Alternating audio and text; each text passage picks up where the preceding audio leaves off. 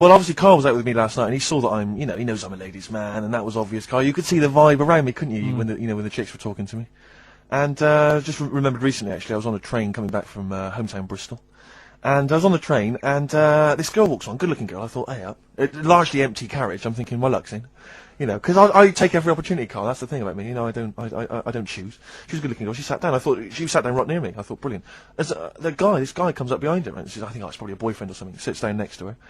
And I listened in on the conversation, obviously, because I'm pretending to read. It was very clever. I read the same page for hours, so I was pretending to listen. I was listening, but pretending to read. And I realised that it's not her boyfriend or anything, it's just some guy she's met on the platform. And I'm thinking, brilliant. If she's the kind of girl who's just going to start talking to someone, on a platform, on a train, brilliant, I'm going to be in here. Because he was only going one stop. So I'm thinking, what's the worst that can happen? He'll nick off, I'll get chatting to her, and who knows, I could join the... is there a train equivalent? Foot High Club. The Foot High Club, brilliant.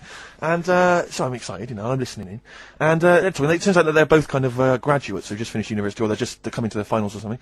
And they're chatting away, and he's making a couple of witticisms, and she's kind of tittering at his jokes. I'm thinking, I'll tell you this, if she's laughing at this kind of material, I am going to blow her away, with my kind of anecdotes and wry observations, Yeah. It was weak stuff, I gotta be honest. Really? He was coming out with nothing. He was running on empty, as far as I'm concerned. Yeah. And she was loving it. So I'm thinking, brilliant, I'm going to be right in here.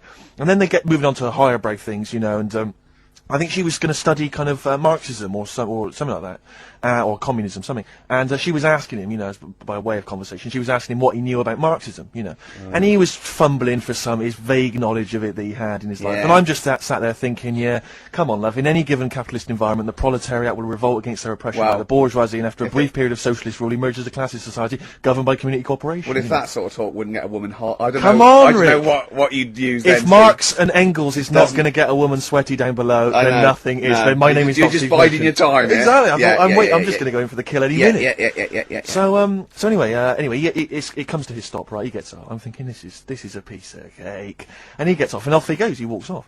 And I'm thinking, brilliant. And I thought, I'll wait. I'll wait till the train's pulled away. I'm not going to leap in straight away. No. And he comes back along the carriage. And I'm thinking, hang on a minute. He goes, listen, do you mind if I give you my email address? Oh. Right?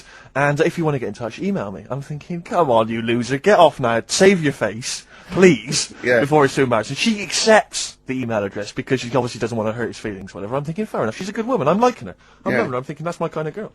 So anyway, he gets off. I'm sat there, the train pulls away. I'm thinking, I'll wait a few minutes, I'll just, give it some time. Her phone rings. It's her friend on the phone. And she starts saying it, and I was listening in, and she was going, just met a guy on the train. I'm thinking, yeah, that's true enough. She goes, yeah, he was a good-looking guy. I thought, you're having a laugh, love. To be honest. Because I was looking at him, and she said to her friend, he looks a bit like tennis player Boris Becker. I thought, well, you should be so lucky, frankly, because I saw him. He had awful facial hair, if that's what makes him look like Boris Becker. Terrible little goatee beard. It was laughable. I thought, I don't know. And then she goes to think, and she's like, yeah, I met him, we got chatting and stuff, and she was going, it's not often that you meet someone, generally in life, who's, kind of thoughtful and intelligent and funny. I thought to myself, I'm not even going to waste my time with you, love. Frankly, if that's what you thought of him.